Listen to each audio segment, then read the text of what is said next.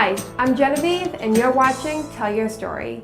Today we'll be hitting the books at the library and visiting the best kept secret in Braintree, a place for personal achievement and self-discovery.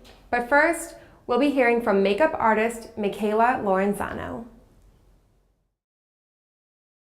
Hi, my name is Michaela Lorenzano. I'm 23 years old. I grew up in Braintree and I went to college at UMass Amherst. I got my bachelor's in sociology with a minor in psychology. But when I was in school, I realized through my roommate that I had a passion for makeup. One of my favorite things about makeup is that for me, it gives me more confidence and also it allows me to be creative and try new things. It's almost relaxing to me to just sit, play music, and do my makeup. So my philosophy on makeup is I really think that everybody has a different idea of what kind of makeup works for them. Some people don't like to wear makeup at all. Some people think less is more and just wear a little bit, where some people can go like all out glam every single day. And I think anything is fine, just whatever makes that person happy and confident and what works for them. The more I've been doing makeup and getting into makeup, I think I've kind of created a style for myself that people know me by. Like, they know I always have wing liner, and like I'm always paying attention to my eyebrows and making sure they're perfect. So I think that's something that everyone can create their own style through makeup, and it kind of becomes who you are. So as a self-taught makeup artist, I never took any classes or anything. When I was first in college, my roommate Bianca used to teach me how to do my makeup all the time. She taught me how to do my eyebrows and how to do the wing liner. So without her, I probably wouldn't be able to do it. I also learn a lot from YouTube. I would just, at night before I go to bed, watch YouTube videos, learn how to do new things, and then I would just practice on myself. I think that's the most important part, is practice, because I definitely didn't learn how to do it overnight. It definitely took like a year or two before I was able to get really good at makeup, but you're definitely able to do it without taking classes and without going to school for it. When I first started using makeup, I definitely only used drugstore brands, mainly because it was cheaper and I didn't really know what I was doing, so I didn't want to spend all the money on the really expensive makeup to not know how to use it. So, and then through the years, as I got more into makeup, I was able to use high-end brands and low-end brands and kind of just find what works best for me. I still every day use a mix of both. I don't think that brand names and prices should play a part in how you use your makeup, just what works best for you and what is the best quality. Some of my favorite makeup brands are definitely Urban Decay, Too Faced, Anastasia Beverly Hills. I like MAC. And NYX Cosmetics is a really good drugstore brand. I definitely think that the tools that you use to do your makeup make a big difference. For example, you could have the most expensive makeup that there is, but if you don't have the right tools to put it on, it's not going to look as good as it could. I definitely think that really good brushes are important. You can get good ones for cheap at the drugstore. There's a brand called Real Techniques, and they make face brushes, eye brushes, and also I love the Beauty Blender sponge to apply foundation. It gives it like a really natural finish, whereas like using your fingers, stuff can look patchy and not blended out. So I think that the tools are really important. There are definite do's and don'ts when it comes to doing makeup. I think a do would be to wear a primer. A primer is important because it helps your makeup stay on longer throughout the day, and it kind of creates a barrier between your makeup and your skin, which ends up being better for your skin, and then it ends up being better with the way your makeup looks. Another important do is to blend your makeup out, just like blush, bronzer, foundation, eyeshadow. When it's more blended, I think it just looks more natural and less harsh. Another do is to make sure you have the right colors of makeup for your skin tone, your eyes, and your hair. A definite makeup don't is to have like a foundation line, because I know a lot of people, their face will be like orange and then their neck is white and pale, and I think that's a definite don't. You always want to match your face to your neck. Another don't is to overdo too many parts of your face. Like, you don't want to have a lot of blush, a lot of eyeshadow, a lot of bronzer, and a bright lipstick, because all of those different things combined together are going to be too overwhelming. I think you want to pick one point on your face to define that. say you can do a nude lip and a bright colored eye, or have a really simple eye like just mascara and liner and like a bright red lip. This is my makeup bag with all my necessities in it. So this is what I would bring with me like to work just throughout the day in my purse. So what I have in here is just a translucent powder and a brush, and this is just to like blot your face throughout the day. And then I have my blush and my highlighter just to touch up. I also have a liquid lipstick to fix my lipstick throughout the day, and then an eyeliner. So these are just the things that I take with me to touch up in case I need it. You definitely don't need to bring your entire makeup collection with you everywhere that you go. Some advice I would give to people who don't wear a lot of makeup is to just keep it simple. For your skin, you could use a tinted moisturizer or a CC cream that would just even out any redness that you might have. Add a little bit of mascara to your lashes to bring out your eyes, and then maybe some blush and lipstick to add some color to your face, and I think that that would be enough. So right now I have an Instagram for my makeup. I have almost 5,000 followers, so my goal for the future is to eventually move on to YouTube and hopefully have my followers follow me to YouTube. That way I can make videos to share my makeup and share tips with other people. Also, eventually I would like to get more into doing weddings, proms, and stage makeup or Halloween makeup and different kind of things like that. Be sure to follow Michaela on Instagram at makeupby.michaela. When we come back, we'll be discovering the best kept secret in Braintree. Stay tuned.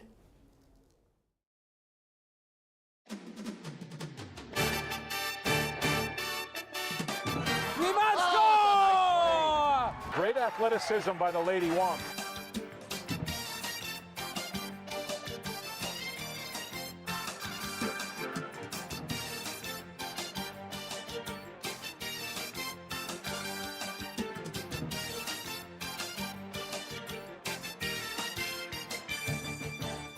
Looking for the pylon, and he's got it. Touchdown, Braintree.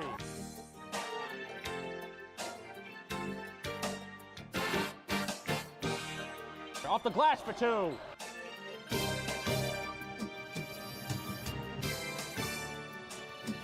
Shot from Stimson, and it's redirected in front.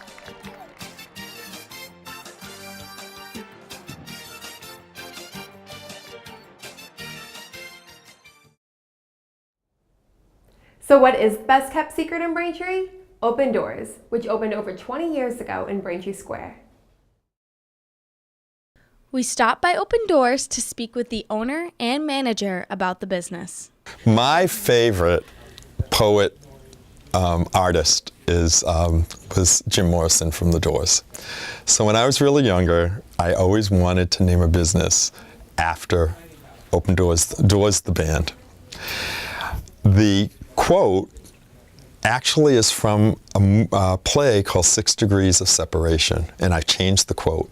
And 6 Degrees of Separation is about the notion that everybody knows each other at least from 6 people away. In other words, I know you, and the people that you know, one person who knows another person who knows another person who also knows me.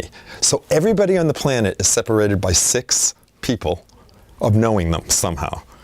The idea, the quote I got from it, I don't know what the quote was, but the quote for Open Doors, the tagline for Open Doors is, everyone is a door that opens to a whole new world. And the idea is that each one of us is this vehicle to knowledge and wisdom and our uniqueness, that each one is this great expression of life. And that's, you know, that's what Open Doors is really about, is just this open possibility of who and what we are. A great way to discover who and what you are is through meditation. Despite popular belief, Adam clarifies meditation is much more than sitting in silence. When people think of meditation, most people think of sitting in a room with their legs twisted together in silence, or, you know, humming or chanting of some sort.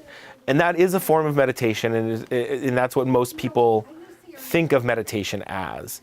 But meditation has so many different forms. One of my favorite forms of meditation is just walking. You know, what I do, the important part of a meditation is setting an intention. Richard uses yoga as a form of meditation. Yoga is not only beneficial for the body, but for the mind and spirit as well. So if let's say you're in a class in which is very, very gentle and which is more stretchy, you want to go into that stretch where you feel it, but not where you are at a point where it's like, oh my God, I can't handle this for another second, but I'm going to force myself to. It's where you're feeling it and you can handle the sensation, that it may feel uncomfortable, but it doesn't hurt. And there's a big difference. And that's the zone you want to get into in terms of, if we're talking about discomfort, because not everything is uncomfortable, but if, let's say, you're stretching, you want to go to that point where you feel the stretch and you're able to breathe. I've taken a lot of yoga classes, and I don't think there's enough emphasis on the breath in a lot of yoga classes. The idea of resting your awareness on the breath has so many subtle ramifications in terms of your practice, that by resting your awareness of the breath, you're again working with your mind, you're working with awareness, you're retraining your mind to just come back to the present. But the breath is a good measure of what your experience is like. So if you start to hold your breath, you immediately put yourself in a stressful position. You're immediately changing the experience of that posture into something that is more about force than it is about letting yourself go into it. The practice of yoga has so little to do with the postures. You could do this bicycling, I mean, really, when it comes down to it, or any form of physical activity. It's just that when we're doing all those forms of activity, we're not coming back to the present and really being with the breath. And that's why the breath is so important in the practice. Another way to maintain balance in your life is to focus on your chakras. The chakras are energy centers inside of the human body. There are 7 major chakras that run from the base of the spine to the top of the head, okay? Each chakra corresponds with a different color, a different sound. They correspond with different herbs, different smells, different foods. Everything relates back to the chakras. The 7 major chakras are the human energy generator, basically. That's where all of our energy comes from. Each one also kind of like rules or relates to a different aspect of life. So the first chakra is at the base of the spine. It's red. It's the root chakra, and it's for grounding. It's what keeps us focused. It's what makes us feel stable. It's the basic things that we need in life. It's a support structure of people around us that we can trust.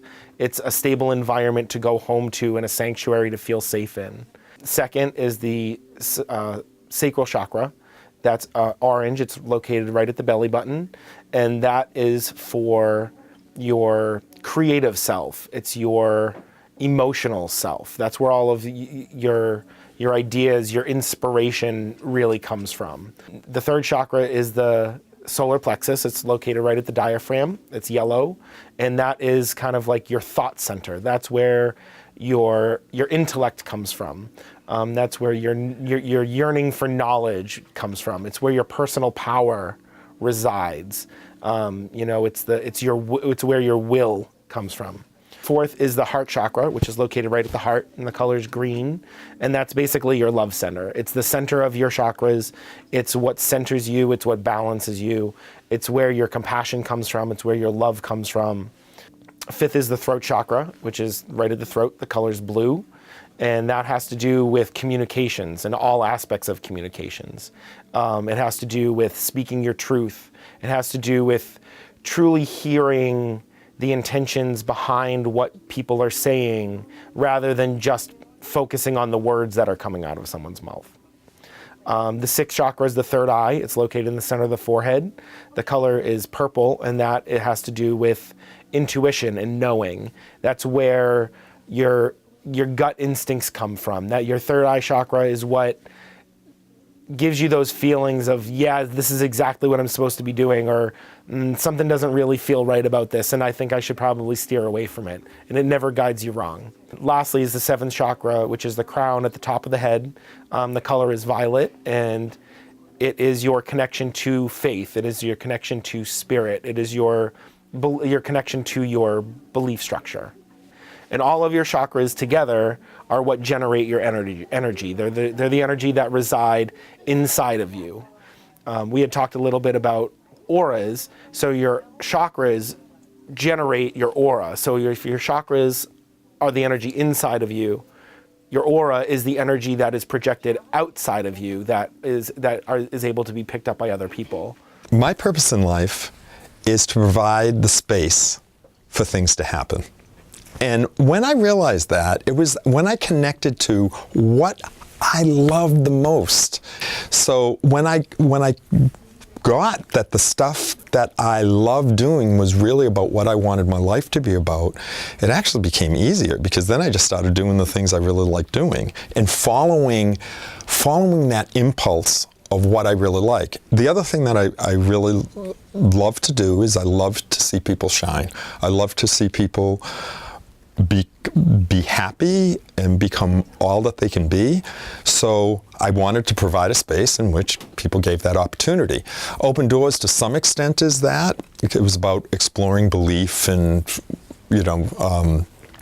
one's own understanding of themselves. But yoga became a really big part of that, because yoga is very, very, very self-empowering, a regular practice of yoga. So what drives me is a combination of all of that. Our tagline is everyone is a door that opens to a whole new world. And it's so true. Just by meeting one person and having one conversation, it has the potential to open them up to a whole new way of thinking, to a whole new realm of faith, to a whole new belief structure, to a whole new series of deities. And just connecting with people, I think, is really why we've been in business for 25 years, is because we're there to listen and we're there to help guide, but not to push. You can't force someone to do something that they're not ready to do. You can show them that the door is there, but it's up to them to open it. Thank you, Richard and Adam, for spending the day with us. We'll be right back.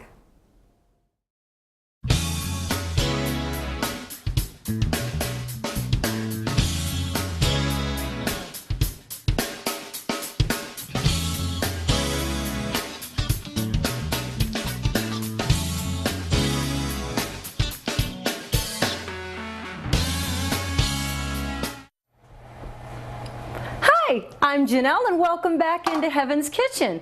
This is our new series of tips, and today's tip is my favorite, most requested recipe. I've always called it calzone, but when I did a little research, I realized that my technique is more of a stromboli. And the difference technically between a calzone and a stromboli is that a calzone is often in that half moon shape. Stromboli is more rolled jelly roll style. So the way I do it, I think is best. It was always my father's favorite, God rest his soul. So today, for my dear friend Jerry, I'm going to make the same combination that I did for our New England pub pizza. So first things first, you can make your own dough if you are blessed to have a bread machine. It's so simple. All you do is put your ingredients in, let it do its thing. Mine makes dough in 30 minutes. If you want to make it simple, pick it up at the grocery store. A store-bought pizza dough works just as well. So you have to keep your dough cold. What happens when it sits out for a little bit? It gets a little sticky. Not a problem at all. I use Wondra flour always. You want to definitely make sure that your board is well floured, and your dough and your hands. And the way I like to do this is I like to make my dough into a rectangle as best I can. It's not going to be perfect, and that's okay because it's homemade. So a nice little shape like this is going to be a great start. Now keep in mind, you can use any kind of filling you want. You can use Italian cold cuts. You can use my dad's favorite, capicola, sopressata, mortadella. Today's straightforward, simple. You can do this as an after-school snack, as a pre-game snack. Takes no time to put together. First step, make sure you've got a nice layer, and before you go and throw on anything else, you want to get a little lip of dough. And the reason for that is because as you're cooking, especially with the meats, the oil's going to seep out, and you don't want a big mush in the middle. You want to have your dough and your meats all rolled nicely. I'm going to put in a nice layer of cheese there, and again, this is a 6 shredded Italian, so it's got some mozzarella, it's got some Asiago, it's got some provolone, it's got all kinds of great stuff. So layer of your cheese, another layer of your pepperoni, and this is a fun thing to show the kids how to make.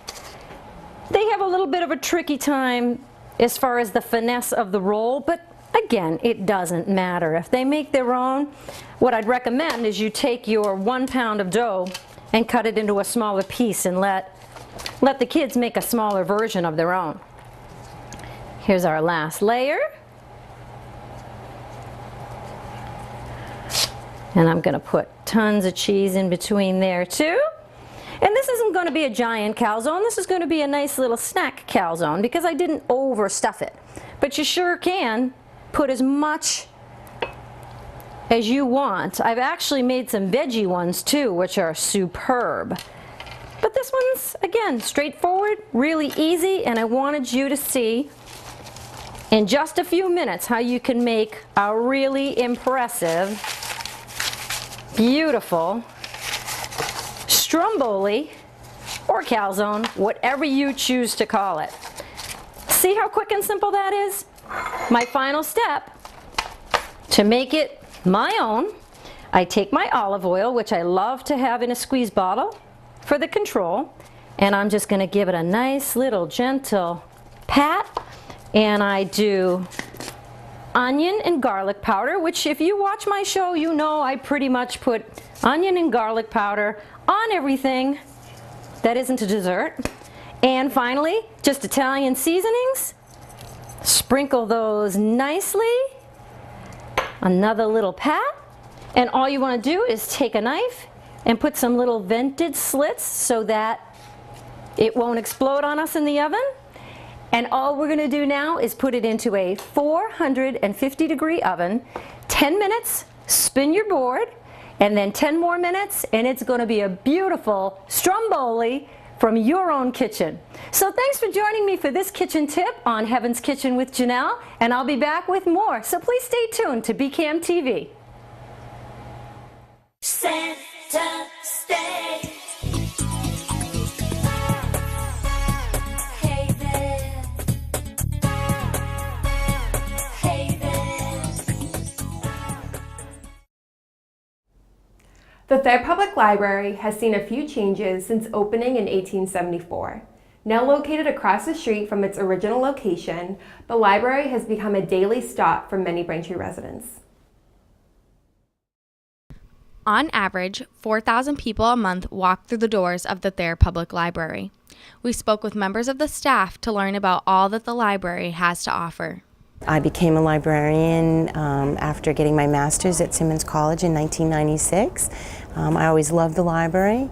I was always worked in a library since high school, and it just wanted to be able to work in a field that encourages creativity, innovation, and serves a very diverse population. The Thayer Public Library is a staple for the town of Braintree. Over the years, it has become a community center for the residents. Hi, I'm Priscilla. I'm the reference librarian here at the Thayer Public Library. Thanks for stopping in. From this desk, we answer the questions that can't be answered other places on the floor. We get books for people from all over the country, and it's free service available to anyone who needs it. We also have internet computer stations for the public. And we also have all of the nonfiction books down here. We have new ones, we have the DVDs of documentaries. The books are arranged on the lower level. The nonfiction books are arranged by the Dewey Decimal System. Each individual number is a specific subject. So if you're having trouble finding a book, we can help you. We have all of the town records from the beginning of time. We also have quite a collection of the high school yearbooks, which we're excited. We're going to have them digitized so they'll be available online. Here on the lower level, we also have a fax machine available for public use. It takes credit or debit cards, or we can also sell you a cash card if you don't have a credit or debit card.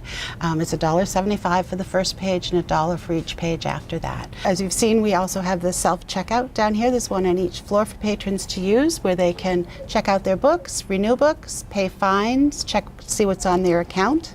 Our museum passes are very popular. We have 18 or 19 different places throughout the area, a lot of them in Boston, some of them are down in Sandwich.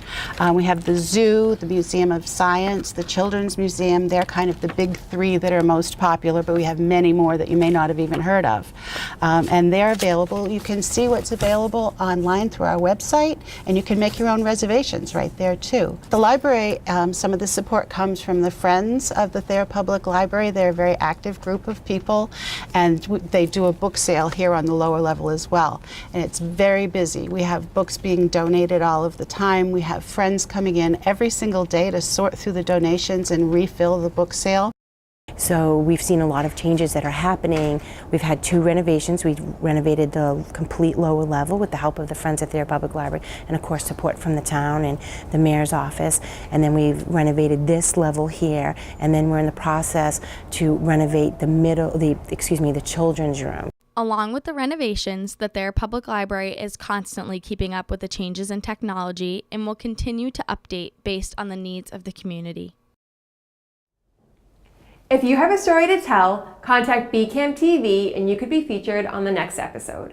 Until then, I'm Genevieve and this is Tell Your Story.